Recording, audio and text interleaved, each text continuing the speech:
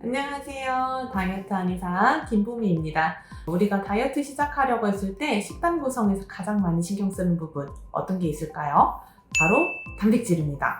단백질을 섭취하려고 하면 우리가 흔하게 접할 수 있는 게 단백질 드링크, 단백질 바, 그리고 단백질 시리얼입니다. 포장만 보면은 단백질이라고 써져 있으니까 굉장히 몸에 좋은 웰빙 제품인 것처럼 보여지는데요. 우리가 이 단백질을 무심코 먹다가는 오히려 다이어트를 해칠 수 있다는 점 알고 계셨을까요? 그래서 오늘 영상에서는 편의점에 있는 인기 제품들과 닭가슴살을 비교해서 우리가 흔하게 빠지기 쉬운 단백질의 함정에 대해서 알아보도록 할 거예요. 자, 한번 시작해 보도록 할게요.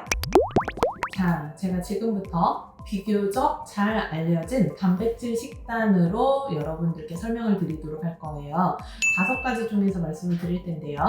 편의점 식단 중에서는 셀프핏, 단백, 그리고 자유, 단백질밥 이 3가지를 골랐고요. 그리고 우리가 운동하려고 할 때 많이 먹는 것들 있죠. 프로틴, 그리고 시페식스 이렇게 총 5개입니다.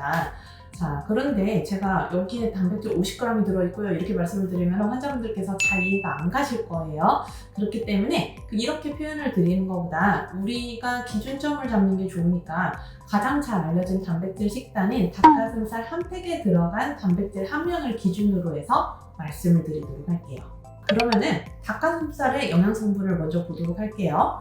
닭가슴살 100g은 흔히 우리가 알고 있는 닭가슴살 한 팩에 해당하고요. 여기 안에는 단백질이 28g 정도 들어가 있고 보통 칼로리는 165kcal 정도 합니다. 그리고 당연히 알고 계시다시피 지방이라던가 당은 가지고 있고 식품 첨가물도 들어가 있지 않아요.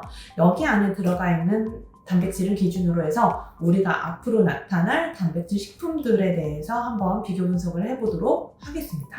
먼저 더 단백을 보도록 할게요. 단백질이 20g 정도 들어가 있네요. 닭가슴살 수준을 맞추려고 하면 1.4팩을 먹으면 되겠습니다.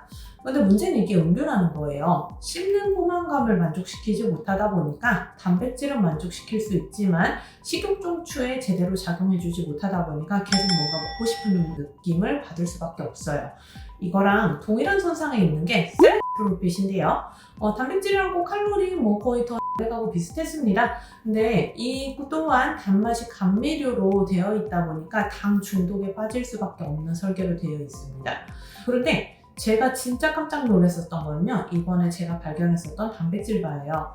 알고는 있었다 보니까 환자분들께 계속 노티를 해드리고는 있었지만 이 정도인지는 몰랐어요. 사실 단백질 바 하나에는 단백질 12g 정도가 들어가 있는데요. 이걸 단백질을 촉촉시키기 위해서 먹으려고 하면 2.5개를 먹어야 닭가슴살 하나에 들어간 단백질을 충족시킬 수가 있습니다. 그럼 총 칼로리가 600kcal에 달할 수 있고요. 당뿐만 아니라 지방도 포화 상황으로 넘어갑니다. 혹시 헬스 헤일로 현상이라고 들어보셨을까요? 이게 어떤 거냐면 실제 영양성분보다 더 건강한 식품으로 오인하게 만드는 심리적인 현상을 지칭하는 건데요. 단백질 바라던가 에너지 바가 이런 쪽에 속하게 되니까 꼭 조심해 주셨으면 좋겠어요. 가장 큰 실수거든요. 자, 이번에는 헬스장에서 가장 많이 드시는 단백질 파우더 프로틴에 대해서 한번 분석을 해보도록 할게요.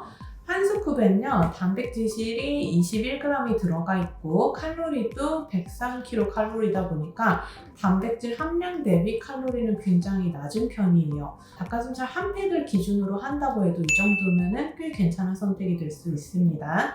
그렇지만 우리가 이걸 씹는 중추를 전혀 사용하지 않고 먹게 된다는 게 문제예요. 아까 전에 표현해드렸었던 거랑 동일한 상황인 거죠. 그거 외에는 그래도 괜찮은 선택인 걸로 보여집니다. 그런데 모든 단백질 파우더가 다 도움되는 거는 아니에요.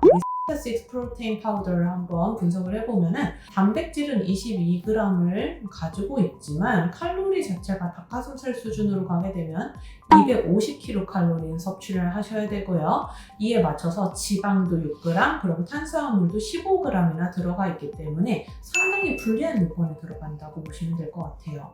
지금까지 보셨듯 단백질 함량만 보면 비슷해 보여도 이 음식 안에 들어가 있는 당과 지방이 각자 다 다르기 때문에 단백질인 줄 알고 먹었었던 음식이 나의 다이어트를 방해할 수도 있어요. 그럼 단백질 식품을 올바르게 선택하려면 어떻게 선택을 해야 할까요? 첫 번째, 영양성분표 꼭 파악하기. 두 번째, 쉐이크로 해서 드시는 것보다 꼭꼭 씹어서 원물 위주로 해서 섭취하기. 세 번째, 칼로리 파악하기. 이 세 가지는 꼭 지켜서 확인해 주세요. 단백질 많이 드시는 것보다 올바르게 섭취하는 것이 중요합니다. 이 영상을 보고 궁금한 점이 생기시면 아래 댓글로 꼭 달아주세요. 제가 직접 답변 드리도록 하겠습니다. 오늘도 올바른 다이어트 정보를 전달드리는 다이어트 한의사 김봄이었습니다.